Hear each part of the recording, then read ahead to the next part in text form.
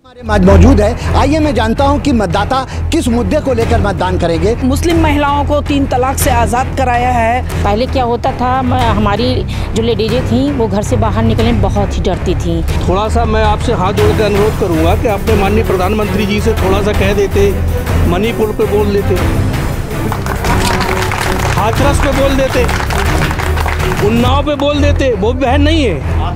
आज भी रेप हो रहे हैं, बलात्कार हो रहे हैं। 10-10 साल मुकदमा चलता है, 20-20 साल मुकदमा चलता है, 40-40 साल पुराने मुकदमे आज भी चल रहे हैं। महिलाओं को बहुत सुरक्षा प्रदान कर रहे हैं और महिलाओं के लिए रोजगार की व्यवस्था कर रहे हैं।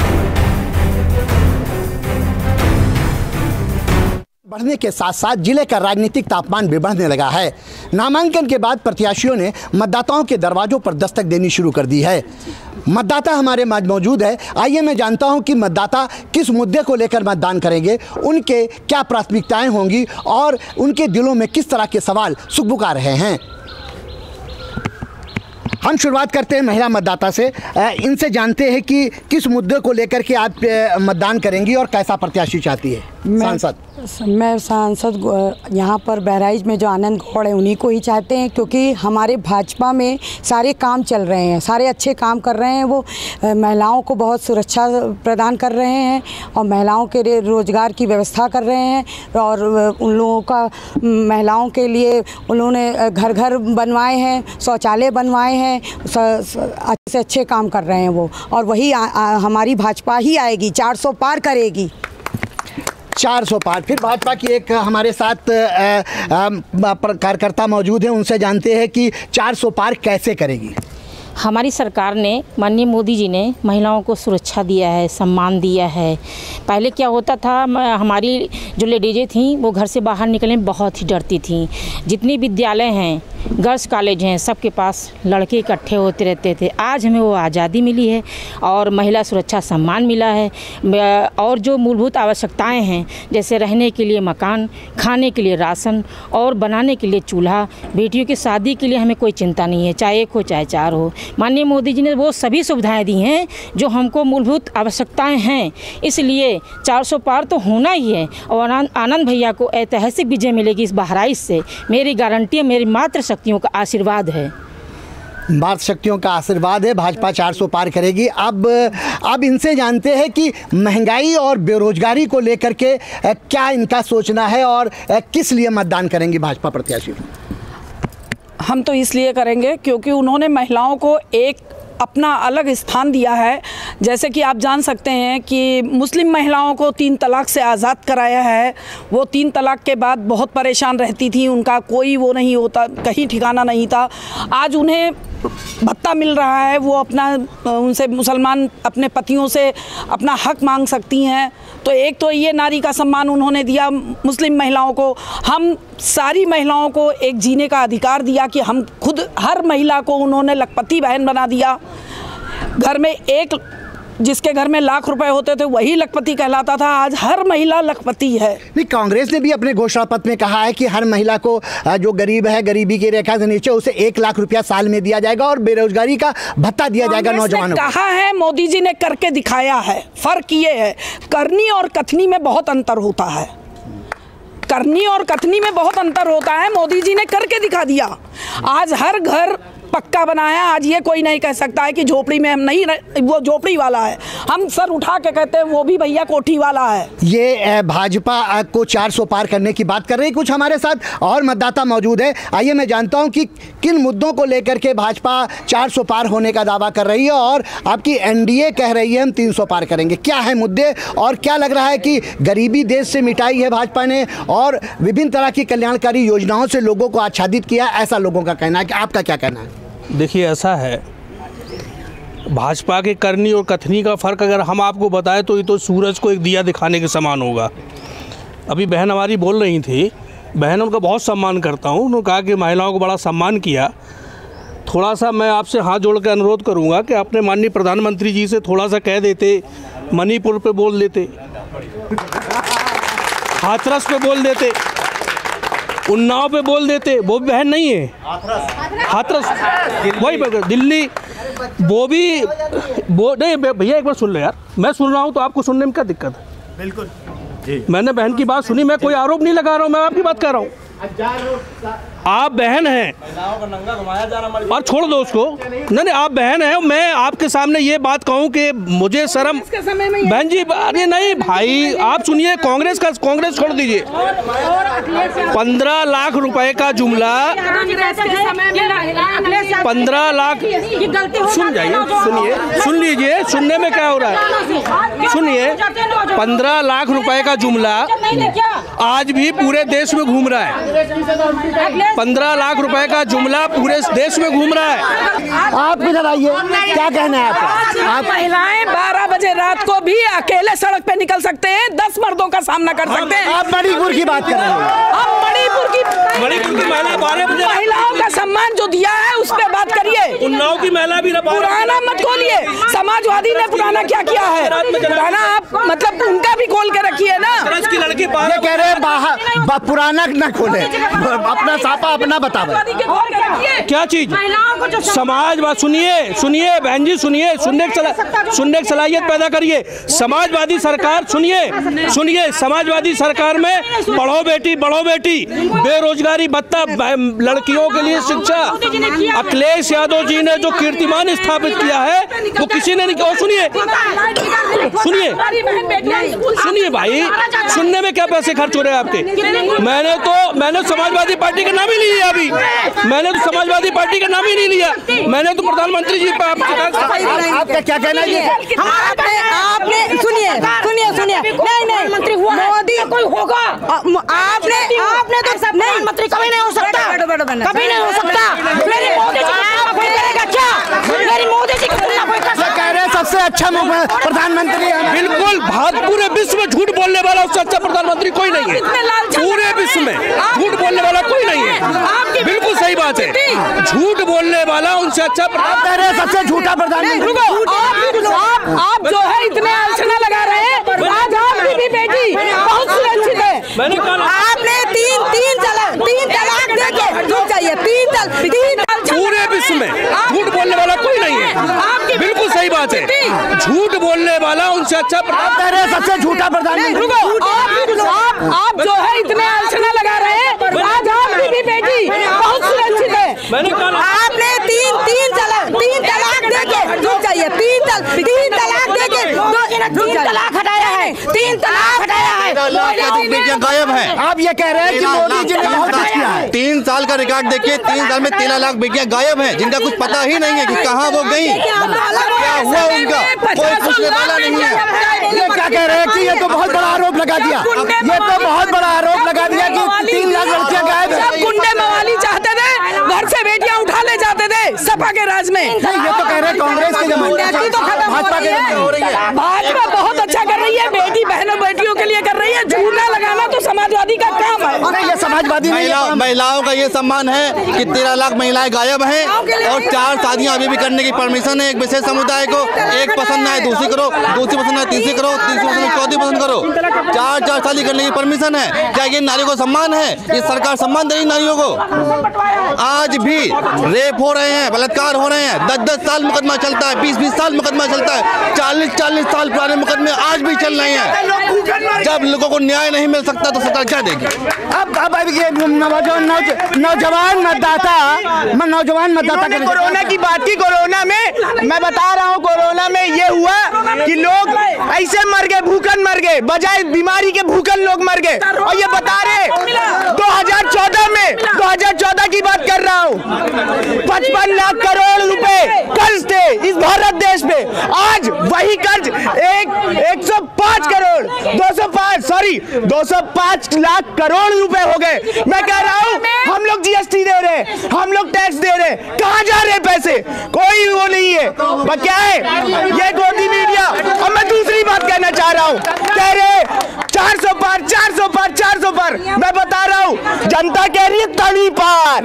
वो मतदाता है, उनसे जानते हैं कि क्या कहना है इनका इस संबंध में और क्या चाहते हैं, वो किस तरह का प्रत्याशी चाहते हैं और क्या कहना है आपका। देखो, सबसे पहली बात तो ना मुझे बीजेपी से मतलब है, ना मुझे कांग्रेस से मतलब है। मुद्दा है बेरोजगारी। बेरोजगारी इतना बड़ा मुद्दा बन चुका है कि आज की लगभग 83% जो यूथ है वो बेरोजगारी से जूझ रही है। अभी रिसेंटली बात की जाए तो रीजनल ऑफिसर का पेपर हुआ था, लीक हो गया। फिर यूपीपी का पेपर हुआ, लीक हो गया। 2018 के बाद से कोई टीचिंग वैकेंसी नहीं आई उत्तर प्रदेश में। तो ये मुद्दा है सबसे बड़ा। ये बच्चे हमारे हैं, मैं टीचर हूँ राठौर डिफेंस एकेडमी का, ये आए हुए हैं, इन सब का पेपर था, ये पेपर दिए, पेपर लीक हो गया। ये सालों से मेहनत कर रहे हैं, 2-3 साल से कोई रिजल्ट नहीं आया। तो महंगाई के साथ साथ बेरोजगारी आपका मुद्दा? बिल्कुल मैं मुद्दा है। नहीं अच्छा सुनिए मेरी बात सुनिए। मेरा मुद्दा कांग्रेस और बीजेपी नहीं है, मेरा मुद्दा है बेरोजगारी जो चरम पे है। मेरा मुद्दा है महंगाई जो कि चरम पे है। जो सिलेंडर 300 रुपए का था आज वो 1100 रुपए का है। ठीक है, आज जो मुद्दों पे कोई काम नहीं हो रहा है। ये क्या कह रहे हैं? ये इनका कहना है बेरोजगारी और महंगाई ये महत्वपूर्ण मुद्दा है। क्या कहना है? बेरोजगारी कितनी है? बेरोजगारी का कांग्रेस के समय में नहीं थी क्या? सबको नौकरी, ये सब लोग नौकरी पे थे क्या? बिल्कुल थी, मैं कह रहा हूँ थी। ये लोग आईएएस थे, पीसीएस थे, इनकी नौकरी चली गई। मोदी जी के परसेंटेज तो बताइए। व्हाट्सएप यूनिवर्सिटी से बाहर निकलिए। रसीद व्हाट्सएप तो नहीं बनी है। ये 2000 कब की है? दिखाइए जरा सा। देखिए नहीं, आप कह रहे हैं, नौजवानों का कहना है कि महंगाई के साथ साथ बेरोजगारी अहम मुद्दा है और भाजपा सरकार में, इस सरकार में बेरोजगारी बढ़ी है और पेपर लीक हुए। क्या कहना है आपका? 4 तारीख को एक नया पैगाम लिखा जाएगा। हाँ, लिखा जाएगा। 10 सालों में जो काम हुआ वो काम लिखा जाएगा। नाम वालों का ही नाम लिखा जाएगा, नाम वालों का ही नाम लिखा जाएगा। जिन्होंने दिया दान उनका दान लिखा जाएगा और जो हराम है वो हराम लिखा जाएगा। और 4 जून को भारत के झंडे पे जय श्री राम लिखा जाएगा, जय श्री राम लिखा जाएगा। अच्छा ठीक है, क्या कहना है आपका? शुभ नाम? मेरा नाम राजेंद्र गुप्ता है जी। ये क्या कह रहे हैं? इनको कहना है कि सब कुछ बेहतर चल रहा है। अच्छा बेहतर चल रहा है तो ये बताइए महंगाई। रुकिए मैं बोल रहा, हर एक मुद्दे पे बोल रहा हूँ। ठीक है, मेरा मुद्दा है कि कह रही थी महिलाओं का संरक्षण हो रहा है। हाथरस में इतना सा बड़ा कांड हुआ, कुछ नहीं हुआ। ठीक है ना, अभी मणिपुर पूरा जल रहा है रिसेंटली, कोई प्रधानमंत्री वहां नहीं गए। ठीक है, एक ऐड आता है पापा ने वार रुकवा दी, कहाँ रुक गई वार? बताइए मुझे। दूसरा मुद्दा ये है कि जो लड़के आर्मी की तैयारी करने वाले बच्चे हैं, 16 साल की नौकरी करते थे, जिंदगी भर पेंशन पाते थे, 4 साल की नौकरी कर दी, 21 साल में बच्चा रिटायर हो रहा है और वो कह रहे हैं मैं तीसरा मौका दिया। कैसे, क्यों कर दिया? किसानों की आय की दोगुनी की बात की गई थी, कहाँ दोगुनी होगी? 15 लाख देने की बात की गई थी, कहाँ हो गया?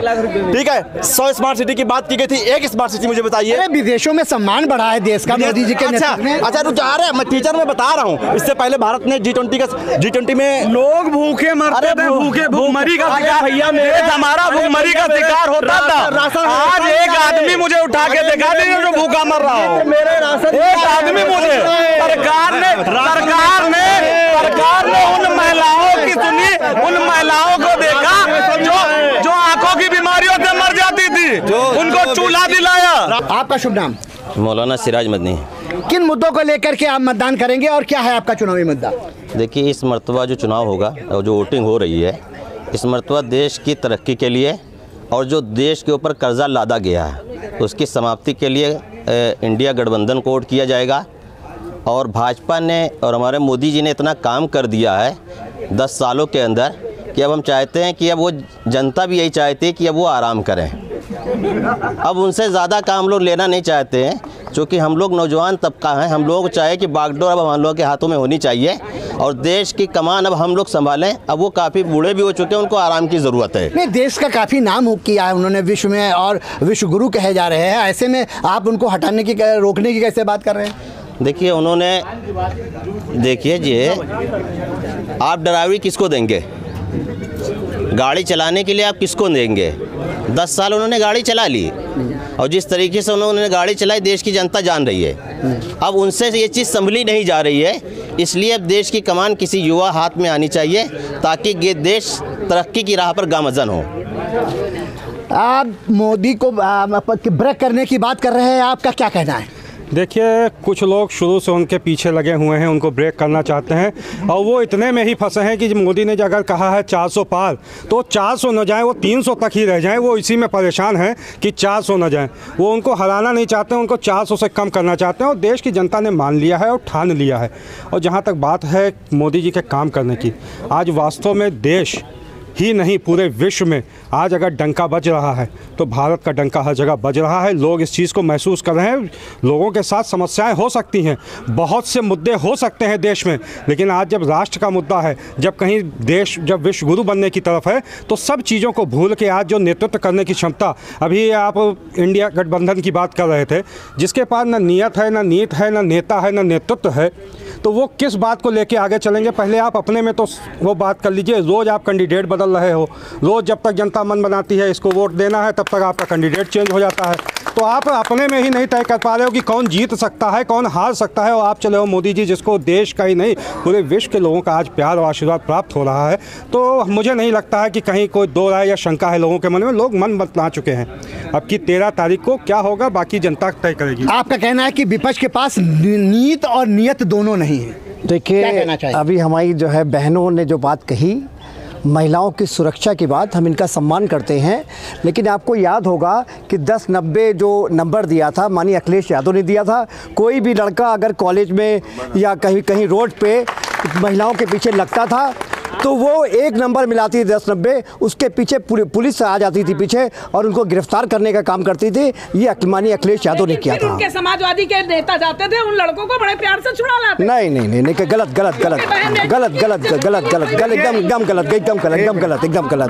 एकदम गलत। और जहाँ तक की बात है, माननीय अखिलेश यादव जी ने आज मेट्रो,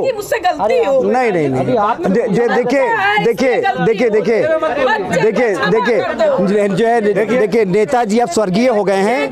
देखिए नेताजी अब स्वर्गीय हो गए हैं। स्वर्गीय होने के बाद आदमी उनका सम्मान करता है, कोई भी हो। जहाँ तक ये बात है, अब मेट्रो की बात है, उत्तर प्रदेश में माननीय अखिलेश यादव जी ने मेट्रो चलाने का काम किया।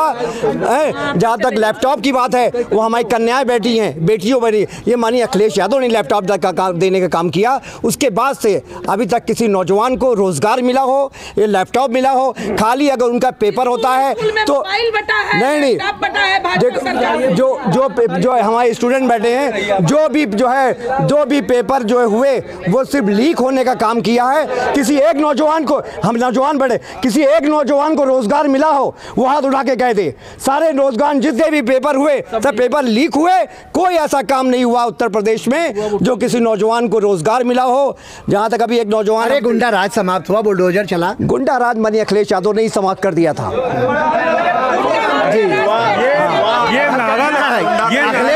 ये नारा लगता था कि जिस गाड़ी पे लगा हो सपा का झंडा उसमें बैठा है सबसे बड़ा गुंडा।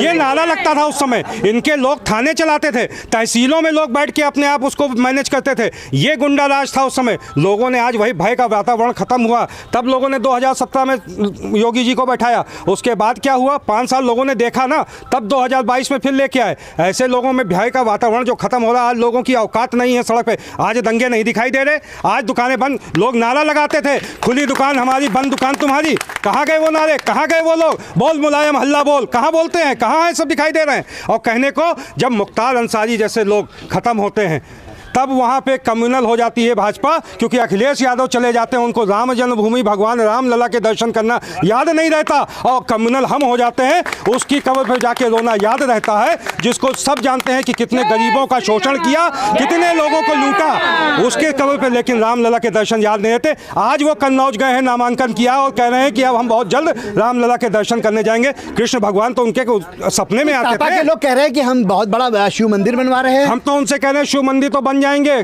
सोमनाथ बना है, काशी विश्वनाथ बना है। अरे यदुवंशी तक मेरी बात चले, अगर मेरी बात पहुंचे अखिलेश यादव तक आपके जरिए, तो आप यदुवंशी हो, मथुरा में श्री कृष्ण भगवान का मंदिर बना के दिखाओ। मैं चैलेंज करता हूं उनको। भाई साहब एक बात बताइए, देखिए भाई साहब मैं एक बात कर रहा हूं, एक आम, ठीक है अभी तक जो लोगों ने बोला, मनदीप भाई आप भी रुक जाइए, जो जिन लोगों ने बोला उसमें कोई दिक्कत नहीं है। मैं ये कह रहा हूं कि इन मुद्दों से पब्लिक का क्या लेना देना। मैं ये कह रहा हूं कि हिंदुस्तान में करोड़ों मंदिर हैं, करोड़ों मस्जिद हैं, क्या उन मंदिरों को सारे गवर्नमेंट ने बनाया है? क्या उन मस्जिदों को गवर्नमेंट ने बनाया है? जिस धर्म का मंदिर होता है, हिंदू भाई खुद मंदिर बना लेता है। सुन लीजिए पूरी बात सुन लीजिए।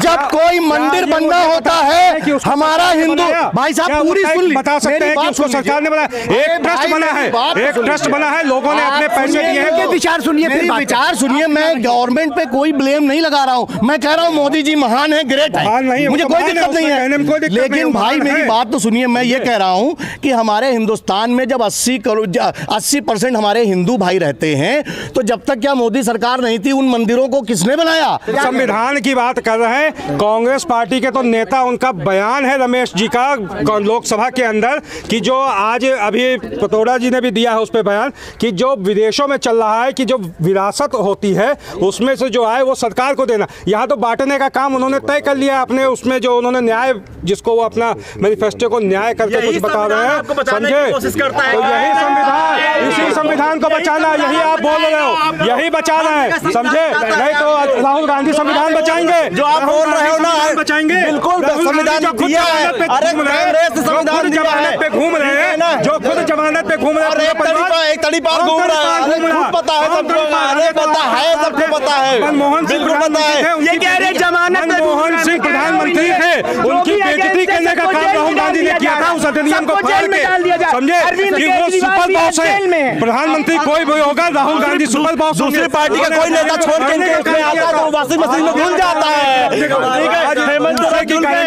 जमानत पे बाहर है, जो जमानत पे बाहर है वो आप तय करेंगे कि देश की दिशा दशा क्या होगी। अब हमारे साथ कुछ लड़कियां है, बेटियां हैं, क्या है, किस मुद्दे को लेकर के आप मतदान करेंगे? आपका मत है? मत है? पहली बार मतदान करने जा रही है, पहली बार मतदान करने जा रही है बच्ची, क्या है मुद्दे, किस मुद्दे पर मतदान करेंगे? हमारा मुद्दा ये है कि बेरोजगारी है, बेरोजगारी सबसे बड़ी चीज़ है। अभी मैं बता दूं, जब से जो है अग्निवीर की भर्ती आई थी तब से कितने लड़कों ने सुसाइड कर लिया, ग्राउंड पे लिख के सुसाइड कर लिया, इस वजह से क्योंकि वो ओवर एज, उन्होंने इतनी कम एज कर रखी है कि उसमें लड़के जो ओवर एज हो जा रहे हैं, इसकी वजह से वो सुसाइड कर दे रहे हैं। मुद्दे को लेकर के आप मतदान, पहली बार बेरोजगारी, आप मतदाता है? हाँ, पहली बार मतदान कर रही है, क्या मुद्दा, किस मुद्दे में मतदान? बेरोजगारी, बेरोजगारी, बेरोजगारी, बार बार पेपर लीक होता है, पेपर इतने में से पढ़ के दो, जिसको पैसा, जिसके पास पैसा है, जिसके पास पैसा है वो पैसा दे के आराम से नौकरी कर रहा है, जिसके पास पैसा नहीं है पढ़ के उसका कॉपी नीचे रख जा रहा है, आराम पे पेपर लीक, बार बार पेपर लीक। क्या नाम है आपका? प्रीति वर्मा। हाँ, तो इतने मेहनत से हम लोग लखनऊ जाए, दिल्ली जाए, बम्बई जाने किराया दे के जाए, फिर आए घर पे पेपर लीक है, क्या करें? पेपर लीक है, कहाँ से लाए इतना पैसा जो बार बार जाए, इतना पढ़ाई कहाँ से करें? बताइए। हमारे यहाँ सांसद जो रह चुके हैं अक्षयवर लाल गौड़ जी, उनके सुपुत्र आनंद गौड़ जी को टिकट मिला है। वो एक बहुत ही अच्छे प्रत्याशी हैं। वो सिर्फ प्रत्याशी एक अच्छे इंसान ही नहीं है, वो संगठन के भी एक अच्छे कार्यकर्ता है और उन्हें भारतीय जनता पार्टी ने अगर प्रत्याशी बनाया है तो बहुत अच्छा विचार है ये कर रहे हैं। और कैसा सांसद चाहिए? मुद्दे को लेके की क्या बात है, मोदी जी की इतनी सारी योजनाएं, उन्होंने किसी को भी नहीं देखा, चाहे हिंदू हो, मुस्लिम हो, एससी हो, एसटी हो, किसी के लिए जितनी योजनाएं आई सभी के लिए आई। तो यही मुद्दे हैं, उन्हीं को ऐसी योजनाएं जो किसान ने नहीं सोचा था, महिलाओं के लिए इतनी अच्छी, उन्होंने आरक्षण इतनी अच्छी योजनाएं, हमारा राम मंदिर बन गया, तो कितनी योजनाएं बताई जाएं। अगर योजनाएं बताई जाएंगी और मुद्दे बताए जाएंगे तो पता चलेगा, 8-10 दिन बीत जाएंगे जितनी भी योजनाएं माननीय मोदी जी की आई। और आदरणीय सांसद जी की बात अगर करते हैं तो यहाँ से जो अयोध्या ट्रेन जा रही है और काशी ट्रेन जा रही है, वो सब सांसद जी ने बनवाया। और कहने को क्या है, मेडिकल कॉलेज, इतनी सारी रोडें, यहाँ से लखनऊ वाली रोड का भी सर्वे हो चुका है, रेल लाइन का, तो बहुत सारी। और कहने वालों के लिए क्या, तो दुनिया तो कुछ भी कहती रहती है, इसके लिए मोदी बिल्कुल है, विकास पुरुष तो है, विकास पुरुष है मोदी। इस बात को लेकर के यहाँ पर आज मतदाताओं में अलग अलग रुझान रहे हैं। कुछ इंडिया गठबंधन की वकालत करते रहे हैं, कुछ इंडिया गठबंधन के पक्ष में रहे हैं, ज्यादातर लोग मोदी के पक्ष में नजर आए हैं। अब देखना यह है कि ऊँट किस करवट बैठता है, मतदान में मतदाता किसे चुनता है और किस दल का प्रत्याशी सांसद बनता है। Syed Masood Qadri, news India, Bahraich.